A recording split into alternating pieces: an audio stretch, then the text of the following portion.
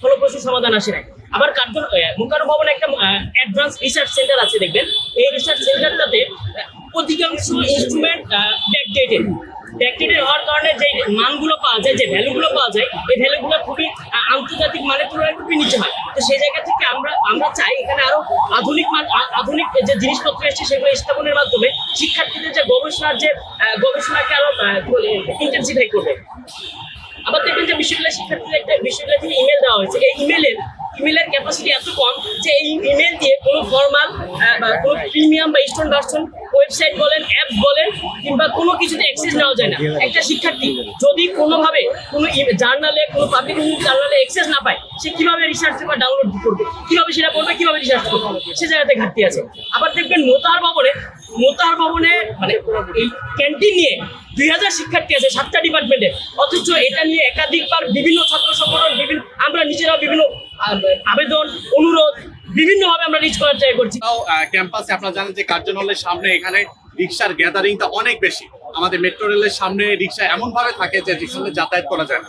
তো সেই জায়গা থেকে আমরা রিক্সা নিয়ন্ত্রণ করা এবং এদেরকে আমাদের এই জায়গায় অন্যতম একটি পদক্ষেপ হচ্ছে এই যে অতিরিক্ত ফি নেওয়া এবং এটা একটা বাণিজ্যকরণে পরিণত করা বিশ্ববিদ্যালয়ের এক্সাম গুলোকে। এখান থেকে আমরা এটার ব্যাপারে আমরা সিরিয়াস ব্যবস্থা নিয়ে বলছিলাম আমাদের সুযোগ করে।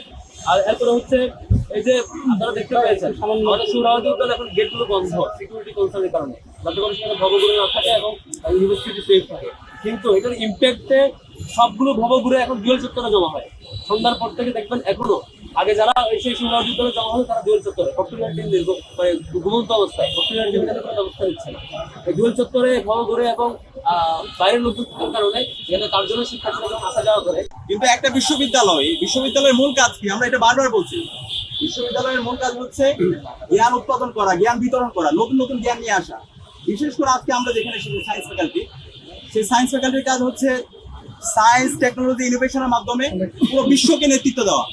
আজকে যদি আমরা দেখি বিশ্বব্যাপী আমাদের পরে স্বাধীন হয়ে অনেক দেশ তাদের সায়েন্স টেকনোলজির মাধ্যমে অনেক এগিয়ে গেছে, কিন্তু আমাদের যদি বাংলাদেশের অবস্থা দেখি, ঢাকা বিশ্ববিদ্যালয়ের অবস্থা দেখি, সেই জায়গায় আমাদের এই যে একটা বিশ্ববিদ্যালয় একাডেমিক সাউন্ড হওয়া, একাডেমি ইনভেস্ট করা, গবেষণায় ইনভেস্ট করা, তাহলে একটা সিট নিয়ে তাদের সংকটে থাকতে হয়, তাদের খাদ্য নিয়ে তাদের সংকটে থাকতে হয়, আমাদের হেলথ নিয়ে আমাদেরকে হচ্ছে সংকটে থাকতে হয়, আমাদের হচ্ছে ক্যাম্পাসের অনিরাপত্তা নিয়ে আমাদের, বিশেষ করে আমাদের বোন যারা আছে, আমাদের ছাত্রী নারী যারা আছে, তাদের বিভিন্ন সাইবার বুলিং, তাদের নিরাপত্তা সংকটে ভুগতে হয়।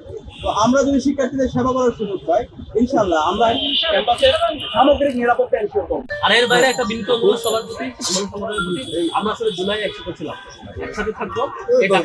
আপনি আমি জিতবো এই ফ্রেমওয়ার্ক করিয়েন না, ছাত্রদল শিবির জিতবে এই ফ্রেমওয়ার্ক করিয়েন না, শিক্ষার্থীরা জিতবে। শিক্ষার্থীরা আমাকে চাইলে আমাকে ভোট দিবে, আপনাকে চাইলে আপনাকে ভোট দিবে। কাদা চোরাচুরি করবেন শিক্ষার্থীরা, যিনি কাদা চোরাচুরি করবেন তাকে ছাত্রলীগের মতো ছুড়ে ফেলবে। কাদা চোরাচুরি করবেন না, সত্যটা বলবেন, মিথ্যা ফ্রেমিং করবেন না, সত্য থাকলে সাহসের সাথে কোনো লুকোচুরি ছাড়া সত্য নামগুলো বলবেন, সত্য অভিজ্ঞতা। কিন্তু কাদা চোরাচুরি করে এক অপরের বিরুদ্ধে যাবেন, আপনাদের ব্যাপারে যে মানে বিরক্তি তৈরি হয়েছে, এই বিরক্তি আপনাদের ব্যাপারে পার্মানেন্টলি তৈরি হবে শিক্ষার্থীদের মধ্যে। শিক্ষার্থীদেরকে আর বিরক্ত করেন না, রাজনীতি ফোবিয়া তৈরি করেন না শিক্ষার্থীদের মধ্যে। সবাইকে বিনীত অনুরোধ থাকবে, আমরা সবাই মিলে জিতবো, শিক্ষার্থীদেরকে জয়ী করবো।